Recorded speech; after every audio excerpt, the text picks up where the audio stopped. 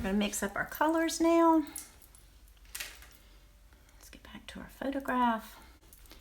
The blue sky, generally my choice for blue skies, and since it's only going to be a little bit, I'm going to mix it off to the side, is Cerulean Blue. This is Cerulean Blue Chromium by Daniel Smith. It's currently my favorite cerulean, but that's subject to change. Now, when we're mixing these mountain colors, I have a color on my palette called Senoyer Gray, which is this color right here. Let me get a color swatch so I can show you these colors. Okay, and it's the perfect mountain color, just a gorgeous greeny gray. If you don't have that, you'll have to mix your grays, which is also easy to do. The easiest combination for mixing grays is going to be to take your burnt sienna and your ultramarine blue or cobalt blue. I'm going to take cobalt. Cobalt's a little softer blue. It makes a, in my opinion, a prettier gray. So there we have a beautiful dark gray right there. And all we have to do to lighten that, of course, is to add more water. And we get a much lighter gray, more water. So we'll drop in the, we will pre-wet the mountains and then we'll drop the gray in, and that will be nice.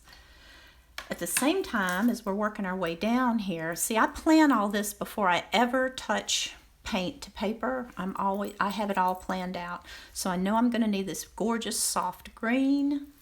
So the way I'm going to get that green, and you can get that any number of ways, is I'm going to take sap green and mix it right in with this gray. Some more of the gray mixture that I made up, so that it's a soft, distant gray-green. We want it to be soft and distant. There we go, that's better. Let's see what that looks like, and we'll adjust that as we go along, but for right now, I think that's pretty good. We want it to be a soft, let's add a little blue to that.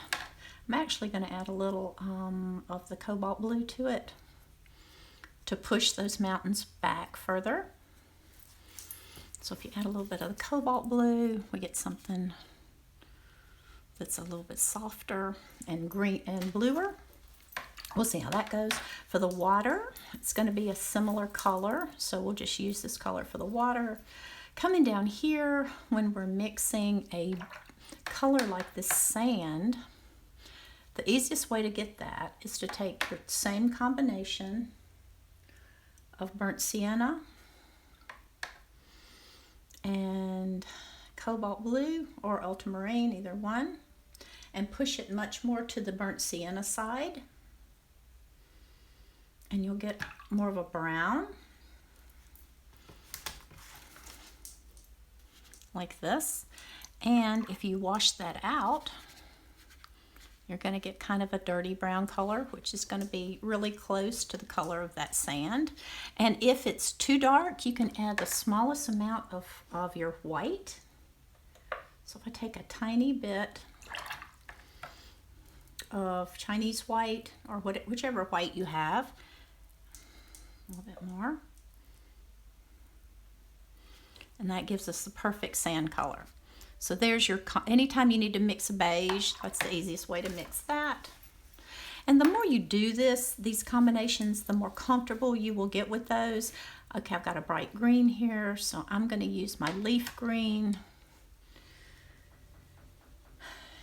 and add a little more yellow to it. And of course, you can easily make a nice spring green just by using your lemon yellow and probably your phthalo blue would be the best combination there, unless you have a leaf green.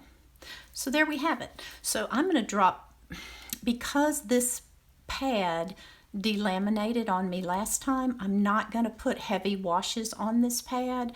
I'm actually just going to go in with wet mixtures. And in order to do this, and I'm going to carry it from the top to the bottom, the first initial wash, we're just going to go right in, and we're going to come up here. You can leave places for the clouds if you like. And I'm just going to do a wet nice loose wash here. Painting around the cloud forms if I want to leave clouds. Then I'm going right in with the same wet wash, and I'm going right into my gray for the mountains. And I'm going to put in these, and it's okay if it touches. It's really fine because I want this to be loose and washy. Okay. And I'm going to paint right over that. I'm going to come right in here. Come up in here. This is just an initial wash. So we're not too, I'm going to actually just paint in all the mountains and get a wash established here. And if you want some texture in your mountains, just dab it as you go. Just going to take them all down here to our horizon line. And I'm going to paint right over this shadow. And I'm going to paint into my boat a little bit so there's no cut. If you paint right into your forms, you won't have that cut out pasty coloring book look. So, and we know that's all going to be grayer anyway and darker. So that's our initial wash there. And then we're going to wet this. Keep this edge wet right here. And I did the thing that I tell my students always not to do, and I didn't mix up enough paint. So when you're in that situation, just keep your lines wet. I'm going to go ahead in with the green on this little hillside, has green in it. And this has some green in it. Actually, that green for the water, that is not a bad watercolor. So I'm just going to drop that right in. And we'll adjust that as we go along. And again, I'm going to paint right through the boat. And I didn't establish this line on my drawing for some reason. So we need to immediately go back in here and figure out where this land mass is here. That comes over here, and see how it comes down right here. So I'm thinking if we carry that through, that's going to be our land mass right there. Okay, so moving on down, and we'll go to here. We're going to leave a bead right here, and we're going to go on here, go along the boat, come over here. Let's make this a little more contrasty. This really soft gray-green is working nicely for the water. And I'm going to leave a bead here so that stays wet. And now I'm going to go right back up in these mountains and put in some of the green on the mountains to differentiate these mountains from the other mountain. So everywhere there's a ridge line, I'm just going to go in and add some green so we can see, so we can differentiate those. And there's a little green up in here. And even back in here, there's a little bit of green. Let's make that green a little darker. This is going to be more beige when we get to there. This camp comes right down in here, so I'm going to just go right over that and do that.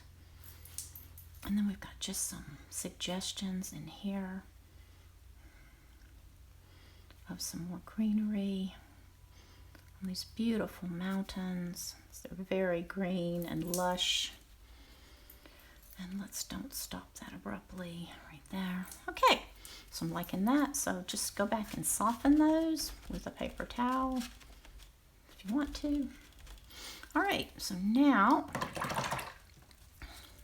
let's clear out a space. Let's make our sand color. I didn't mix up the boat color, so probably need to go on and do. Actually, I want that boat to stand out from the background, so I'm going to paint it in separately. But I am going to go ahead and do the burnt sienna and cobalt blue mix, mostly burnt sienna.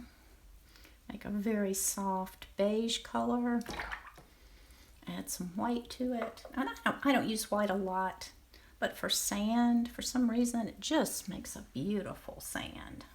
See how pretty that is? So I'll just go in here and paint that in. And I'm going to go ahead, there's grass up under here, there's the shadow, then there's grass, but I'm going to go ahead and lay this up in here, and actually I'm going to go on into the shadow, so that doesn't matter, and that'll help us define the edge of the boat a little bit. Okay, and we want this to be kind of rough and modelly because it's sand.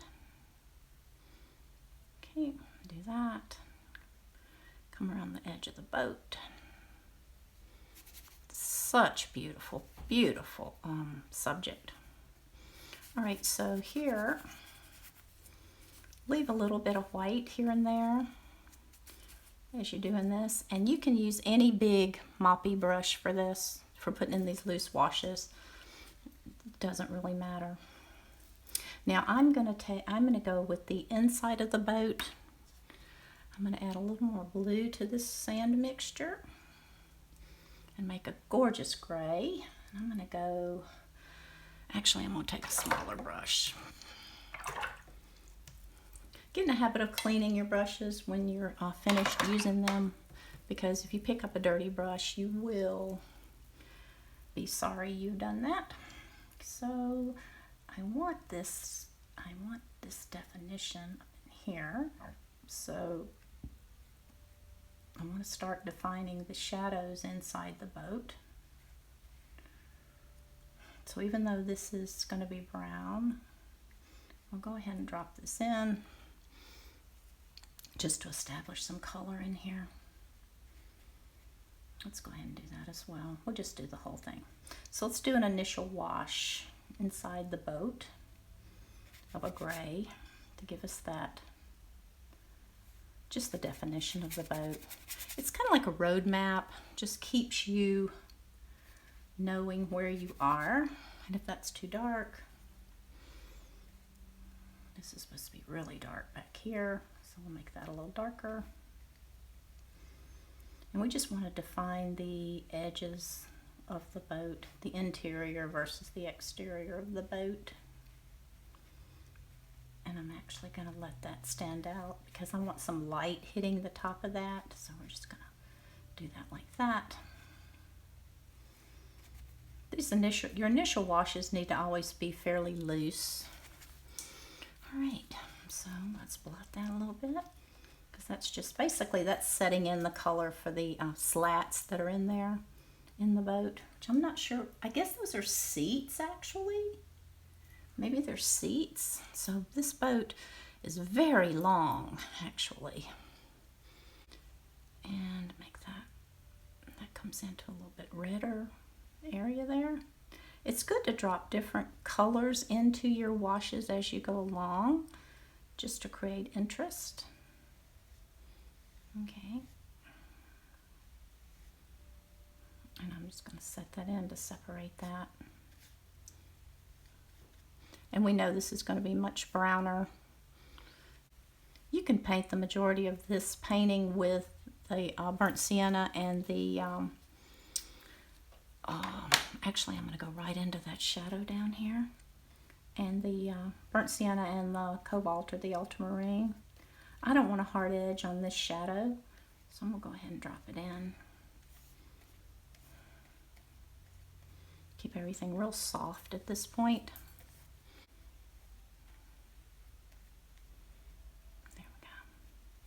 I like that. Now a shadow, this is a really dark shadow, but normally shadows are going to be softer and fagged out at the edge. So you can do it that way, or you can just drop them in and let them fade out, however you want to do that. I'm going to go ahead and drop this in as well. Okay. So far so good.